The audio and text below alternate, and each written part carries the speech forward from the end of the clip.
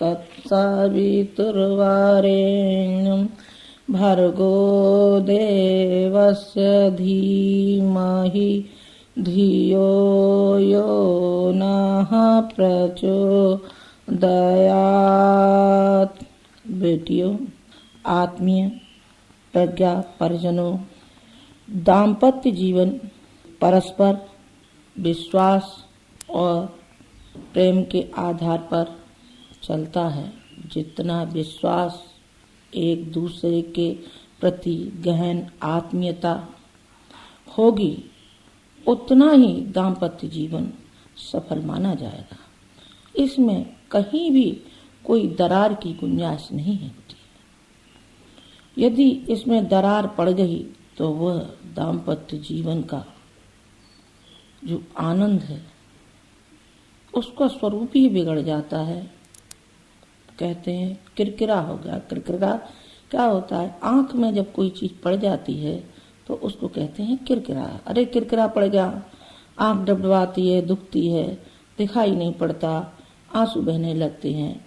अर्थात जो हमको दिखाई पड़ता था उसमें हमको दिक्कत आने लगी। इसी तरीके से दाम्पत्य जीवन में यदि कटुता आ गई, अविश्वास हो गया, फिर वो नींव ही हल गई। जब नींव हल गई तो बताइए फिर इमारत कहाँ से बनेगी? इमारत नहीं बनेगी। उसकी नींव को मजबूत करना है तो आपस में दूध और पानी की तरीके से घुल मिल करके चलना है। आपस में घुल मिल करके ही नहीं चलना है, बल्कि दूसरों को रास्ता भी दिखाना है, परिवार वालों को भी दिखाना है, समाज को भी बनाना है, अपने रिश्तेदारों को भी बनाना है, पड़ोसी को भी बनाना है। वही दाम्पत्य जीवन का सुख और आनंद उसको कह सकते हैं। विश्वास के आधार पर। विश्वास कैसा होता है? विश्वास होता है ऐसा कि एक व्यक्ति कबीर के पास गया और उसने कहा कि मैं शादी करना चाहता हूँ।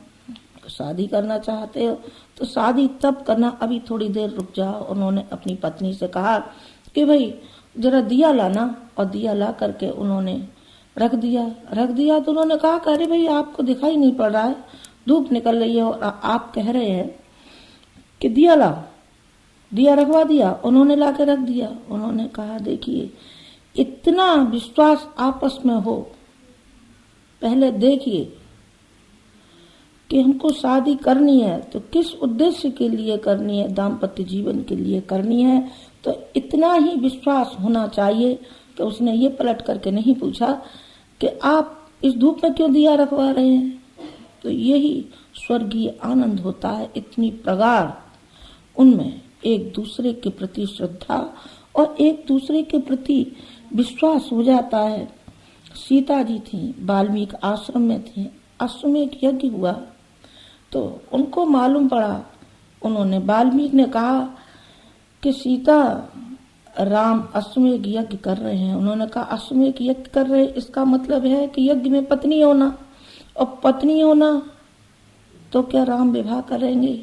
विवाह कर लिया है, किया है कि नहीं किया है, लेकिन अश्वमेध यज्ञ कर रहे हैं। तो उन्होंने कहा कि नहीं, मेरा राम, मेरा भगवान ये नहीं कर सकता।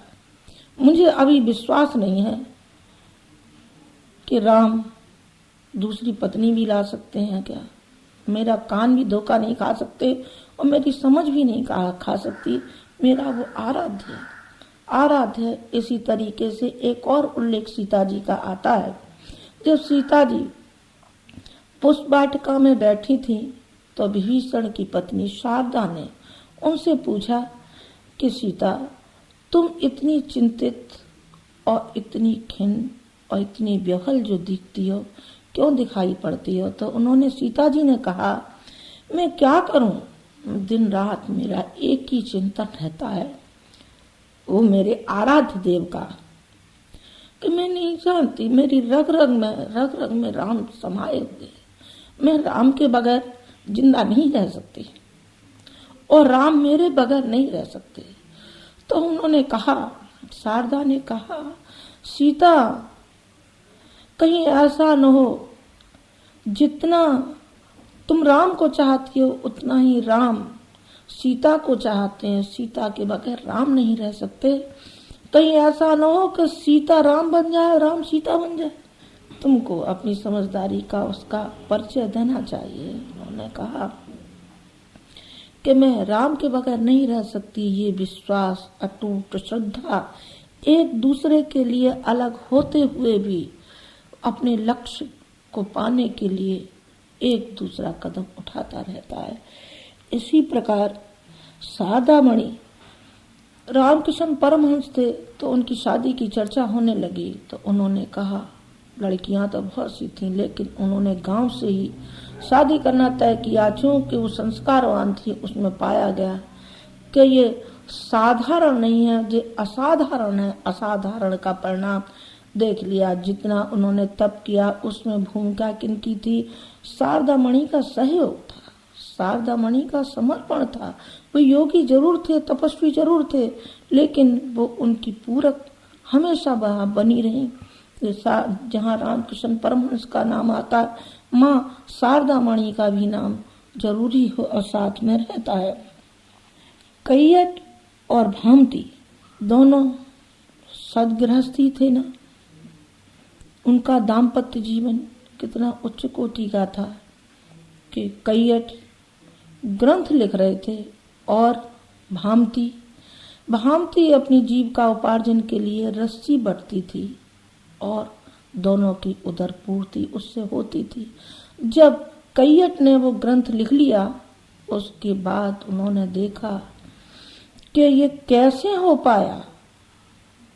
इतना जो मैंने श्रम किया और जो मैंने तप किया, क्या किसी और का भी सहयोग है क्या? तो उन्होंने पाया कि मेरी धर्म पत्नी का इसमें सबसे बड़ा योगदान है। यदि ये योगदान न रहा होता तो वो किस तरीके से उस ग्रंथ को लिख पाते। तो उन्होंने पूछा, देवी तुम ये क्या करती नहीं, ये कहाँ से आया? उन्होंने कहा कि देव, आप अपने तप में लगे हुए थे, अर्थात ये तपस्या साधना कर रहे थे। आप साहित्य सृजन के लिए जो आपने कदम उठाया था ग्रंथ के लिए, तो मैंने सोचा कि मेरा स्वामी जी कर रहा है तो मेरी भी भूमिका कुछ अदा होनी चाहिए। और मैं रस्सी बट करके ये जो पैसा लाती थी उससे हम दोनों की जीविका चलती थी।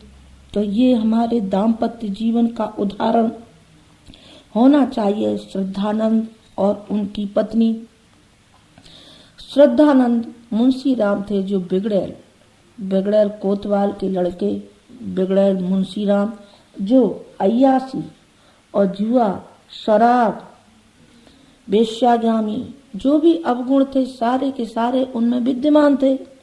लेकिन जब उनकी पत्नी की उन पर छाया पड़ी और उनसे प्रेरणा मिली, जब वो एक दिन आए शराब के नशे में और उनको उल्टी होने लगी, तो सारी की सारी उल्टी उनकी पत्नी पर पड़ी।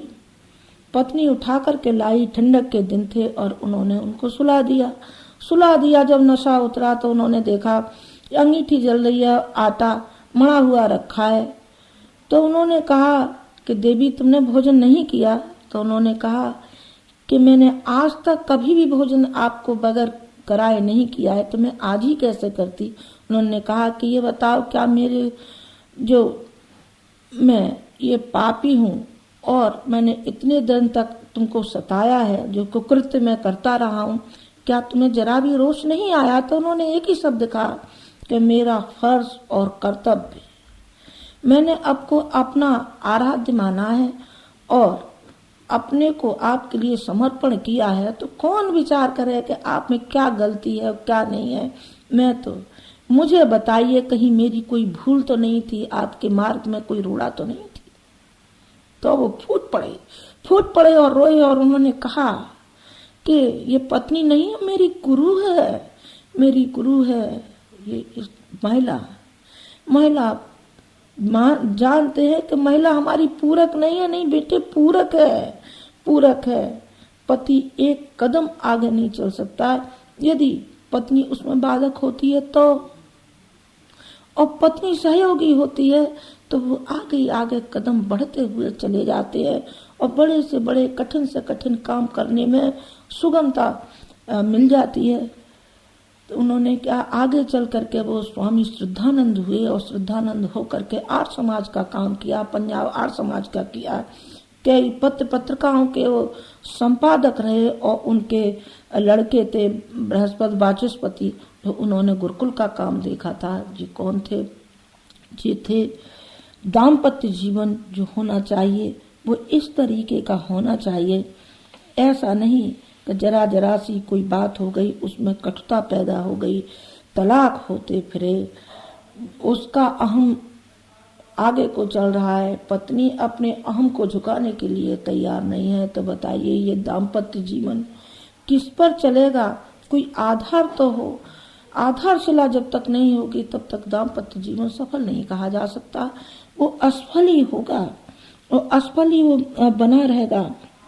शैव्या और हरिश्चंद्र, जहाँ भूमिका हरिश्चंद्र की है कि अपने गुरु के लिए उसने कोई विचार नहीं किया, अपने राजपाट को दे दिया, बीवी को दे दिया, बच्चे को दे दिया, लेकिन मुख्य जो भूमिका थी वो भूमिका थी उनकी पत्नी शैव्या की। उन्होंने कहा कौन विचार करे, जो कह दिया वो करना ही चाहिए, आप विचार मत करिए, आप मुझे बेच दीजिए। तो उन्होंने कहा कि मैं तो तुमको शादी करके लाया था, बेचने के लिए जाऊंगा क्या मैं? उन्होंने कहा कि नहीं, गुरु के काम के लिए आपको आगे आना ही चाहिए, मैं आपकी पत्नी हूँ, आप कांटों पर चलें और मैं राजमहल में रहूं नहीं, मैं भी बिकूंगी और मेरा बच्चा भी बिकेगा, और दोनों ही वो बिक गए।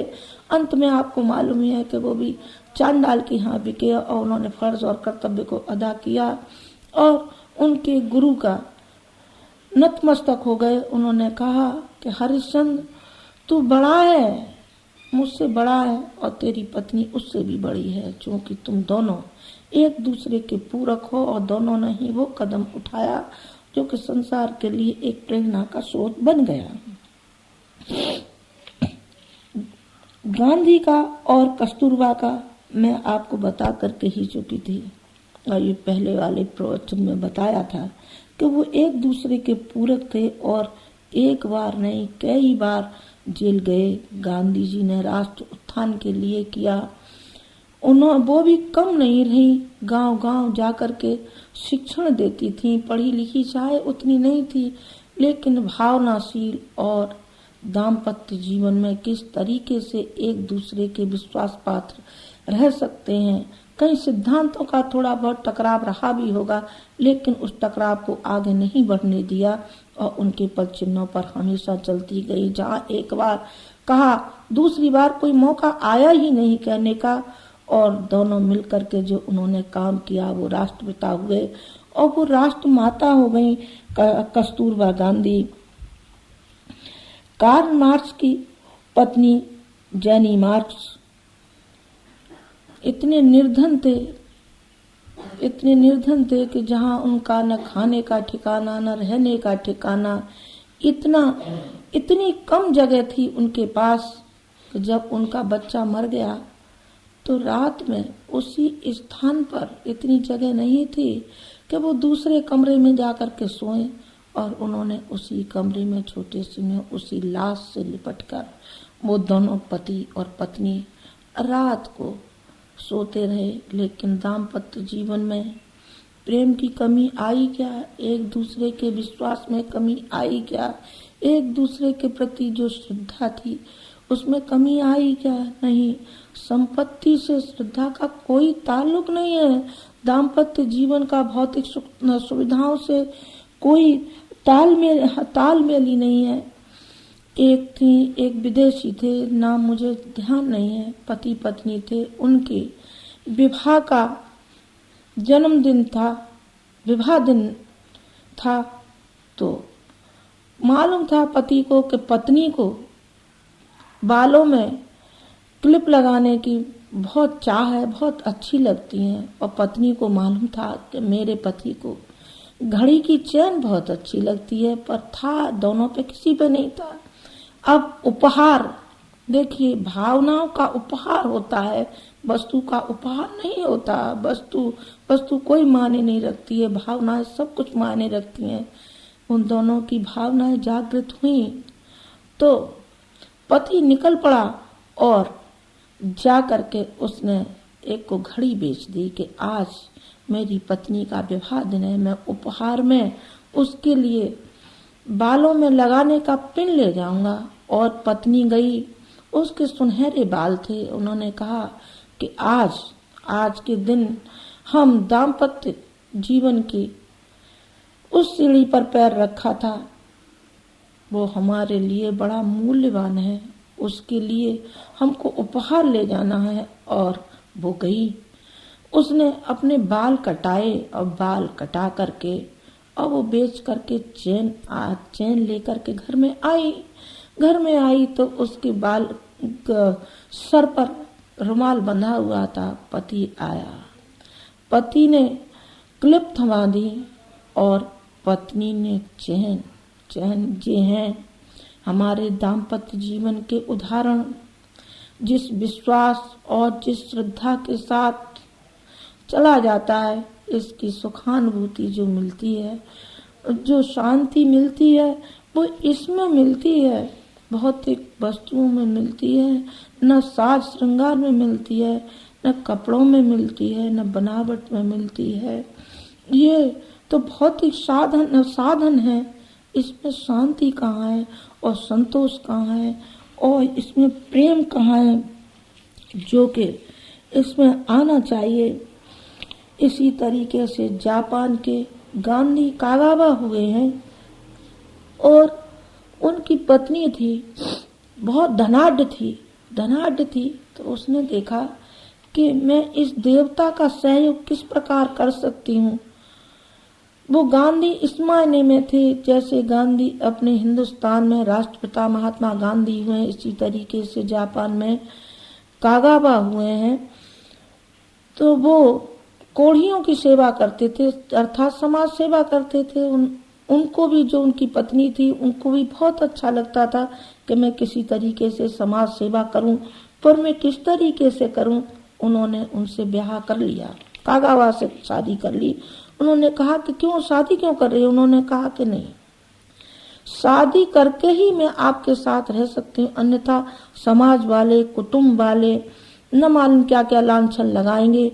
और इसमें तो हम विवाह करके भी, चाहे हमारा शारीरिक संबंध हो अथवा न हो, लेकिन हम लक्ष्य के लिए समर्पित हैं, ना समाज के लिए समर्पित हैं और समाज सेवा के लिए ही मैं आपसे शादी करना चाहती हूँ, ताकि जीवन भर हम सेवा, दुखियों की, पीड़ितों की हम सेवा करने में कोई हमारे बाधक न हो।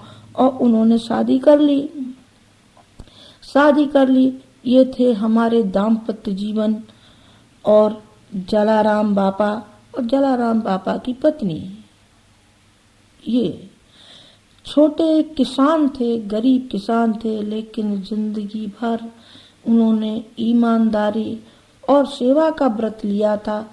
जो भी जितना हो जाए उसी से अपनी उदर पूर्ति करना, और बाकी का जो बचता था सारा समाज के लिए वो दे देते थे जलाराम बापा। और कहते हैं कि अभी भी उनकी झोली टंगी हुई है, कहते हैं कि इसी झोली से ही काम चलता है। जलाराम बापा का गुजरात में एक आश्रम है, वहाँ देखने को मिलता है।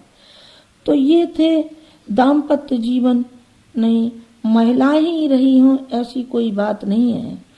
सत्यवान और सावित्री का जीवन आपको सभी को मालूम है कि वन में रहे और उन्होंने सावित्री ने अपने सास ससुर की सेवा करी और सत्यवान ने अपने माता पिता की।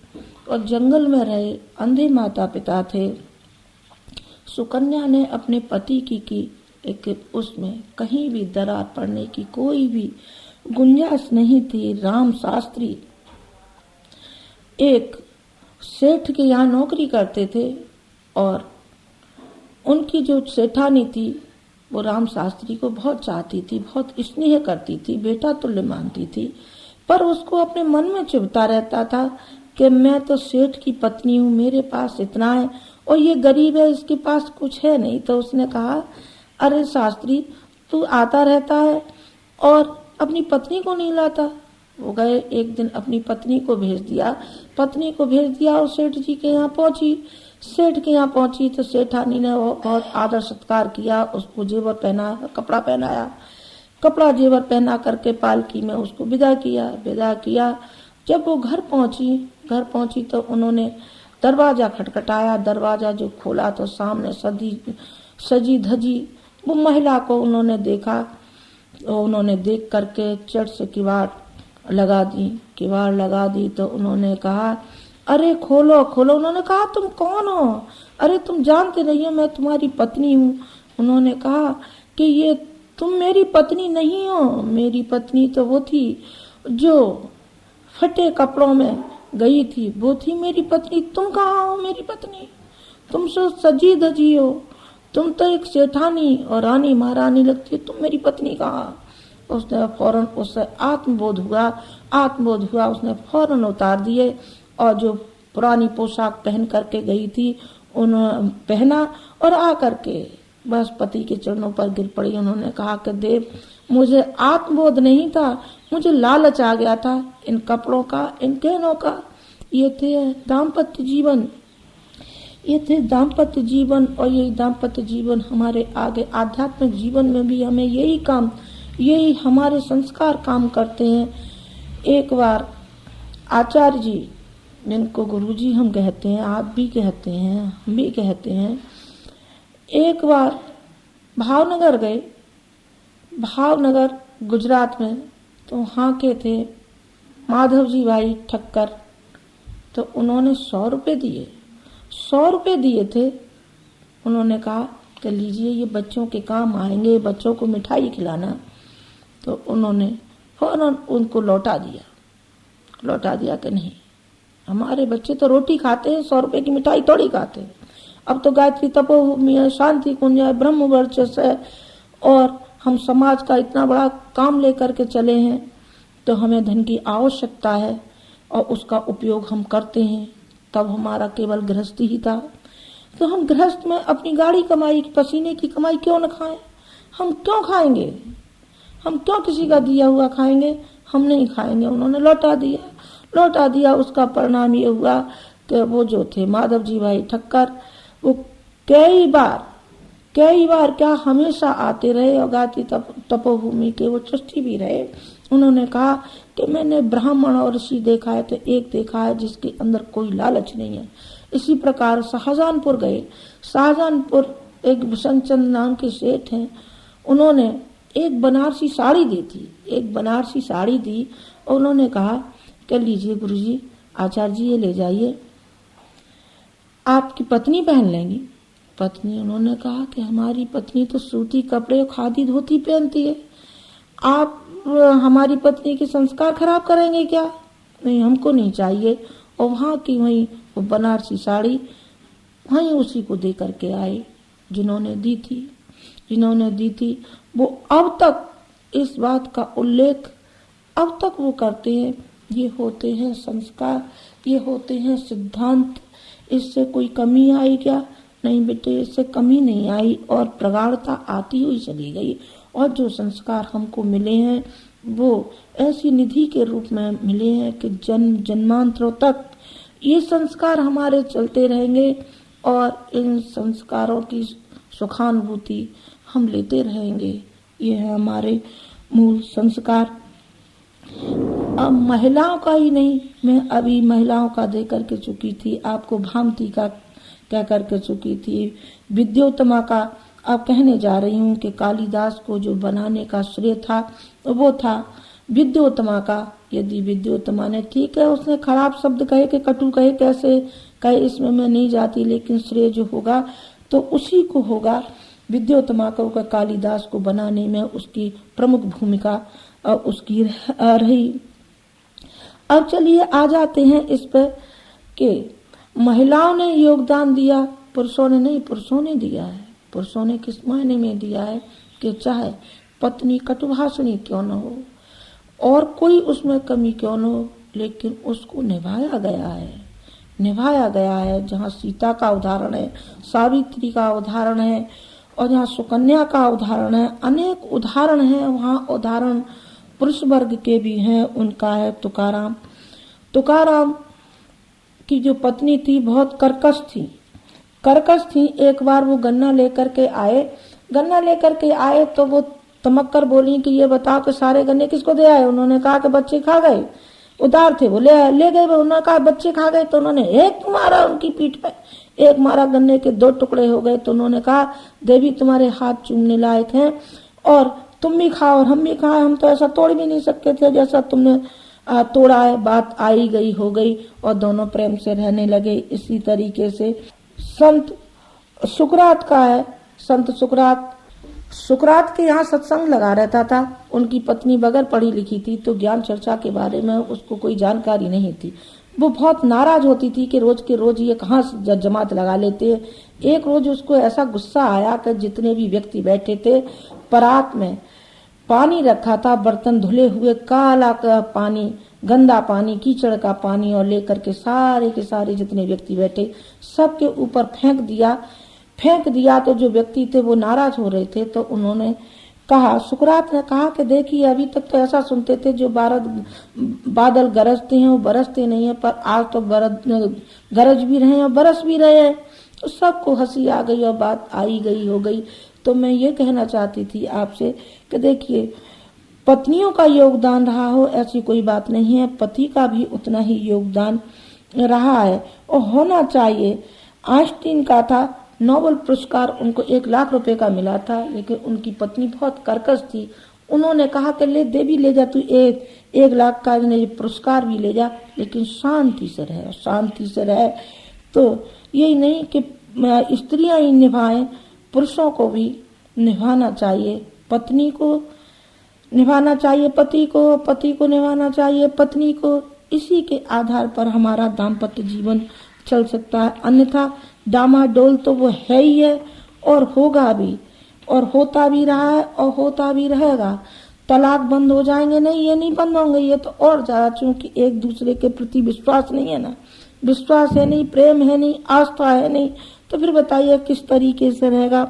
हम आशा रखते हैं कि हमारे प्रत्येक परिजन जो हमने उदाहरण दिए हैं उसमें हम भी शामिल हैं बेटे। हम दूध और पानी की तरीके से रहे हैं। दूध और पानी का कहते हैं नींबू डाल करके फट जाता है, लेकिन हम हैं, चेहरे हमारे जरूर 2 हैं। जीवात्मा की दृष्टि से, सिद्धांत की, हमने ऐसा घुला मिला लिया है अपने को कि हमको नहीं मालूम पड़ता कि कौन हमें से छोटा है और कौन हमें से बड़ा है, कौन पति है और कौन पत्नी है। हम दोनों बिल्कुल एक हैं। आइए हमसे उदाहरण सीखिए, हमसे सीखिए। हम तो जिंदा हैं, जितने हमने उदाहरण दिए हैं वो तो इस समय जीवित नहीं है। अधिकांश मर चुके, सभी मर चुके, लेकिन हम तो साक्षात आपके सामने हैं।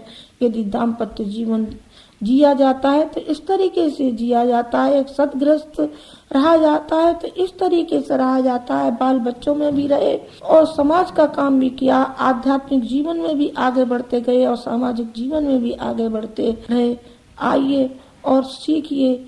यही हमारा विश्वास है कि आप लोग इस पर ध्यान रखेंगे और आगे कदम बढ़ाएंगे। ओम शांति।